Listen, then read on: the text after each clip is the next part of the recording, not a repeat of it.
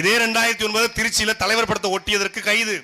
இதே ஊரை சார்ந்த எழில்வேந்தன், அண்ணன் சோழசூரன், பால்மணி, திருச்சி பிரபு உள்ளிட்ட 15 பேரை கைது பண்ணி திருச்சி ஜெயில போட்டாங்க. தலைவர் படத்தை ஒரு சின்ன போஸ்டர்ல சிங்கிள் பிட்ல ஒட்டுறது கைது.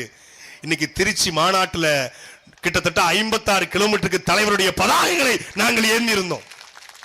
15 ஆண்டு காலத்திலே அந்த அரசியலை உடைத்து எழுந்திருக்கிறோம்.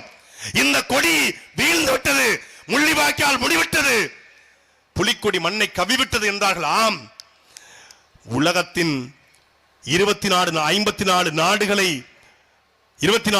எதிர்த்து சண்டையிட்ட ஒரு புலிக்கொடி, ஈழத்திலும் இமயத்திலும் பறந்த புலிக்கொடி, எங்கள் தலைவன், தேசிய தலைவன் மேதகவே பிரபாகரன் ஏந்திய புலிக்கொடி வீழாது என்று தூக்கி பிடிச்சோம்.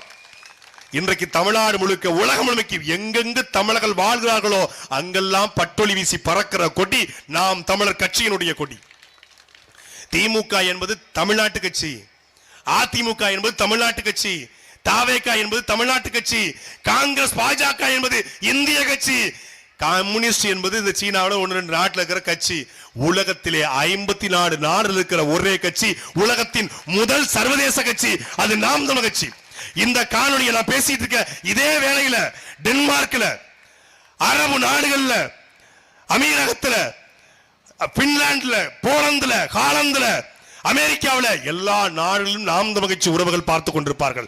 நாம் தமிழர் அமெரிக்கா, நாம் தமிழர் லண்டன், நாம் தமிழர் பிரிட்டன், நாம் தமிழர் கென்யா, நாம் தமிழர் போலந்து, நாம் தமிழர் ஹாலந்து, நாம் தமிழர் நெதர்லாந்து, நாம் தமிழர் கனடா, நாம் தமிழர் ஆஸ்திரேலியா, நாம் தமிழர் அமீரகம், நாம் தமிழர் மலேசியா, நாம் தமிழர் சிங்கப்பூர் என்று உலகத்தின் 54 நாடுகள் இருக்கிற ஒரு கட்சி, அது நம்முடைய கட்சி மட்டும்தான், வேற எந்த கட்சியும் கிடையாது.